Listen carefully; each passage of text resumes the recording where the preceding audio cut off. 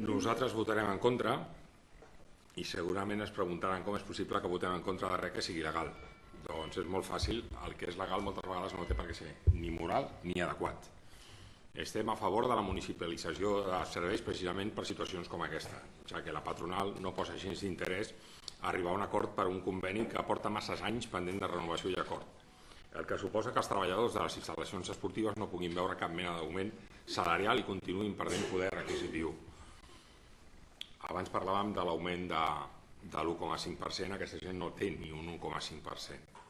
Estem a favor de la municipalització de serveis, precisament, parlarem segurament de l'augment de les energies, de viabilitat de les instal·lacions i del servei. Hem escoltat la direcció del SOT. Però no podem oblidar ni obviar que el gruix dels treballadors del SOT són salonins i salonines i que, per tant, han pagat amb els seus impostos, entre altres coses, la deshumectadora, que farà estalviar a la concessionària 100.000 euros en llum. A més, estem parlant de treballadors que en la totalitat tenen vinculat el seu sou al salari mínim establert i que de no signar-se el nou conveni l'única pujada que veuran reflectida en la seva nòmina serà la pujada del mateix aprovada pel govern central. Inevitable. Aquesta sí, no com la pujada del 8,5 que planteja la direcció. Direcció que segurament no té com a remuneració el sou mínim establert i que potser fa perdre abonats per repercutir aquesta pujada als clients. Parlem d'una plantilla que a més ha demostrat la seva vàlua i les xifres ho avalen. En 2016, anys de crisi, hi havia 1.600 abonats.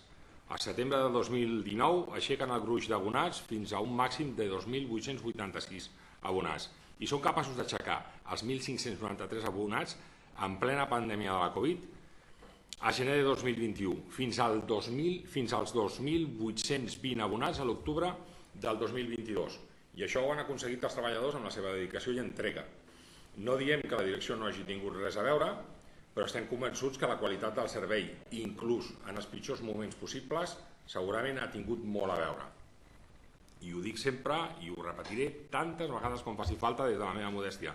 Experiència sindical i laboral, la inversió més rendible, però alhora més difícil de justificar, és el benestar del treballador, però no tinguin dubte que és la que més benefici dona a llarg termini. Quan algú sent l'empresa com a seva, rendeix més i ofereix un millor servei.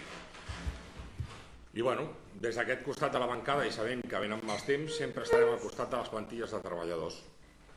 Avui el tancament estava més que justificat i recordar-los a tots que treballem 8 hores diàries gràcies als treballadors de la canadenca i la seva vaga de 45 dies. Per acabar, i avui és un dia una miqueta gris, m'agradaria mostrar la nostra solidaritat i recolzament als treballadors d'Inaxa, que encara en temps molt difícils.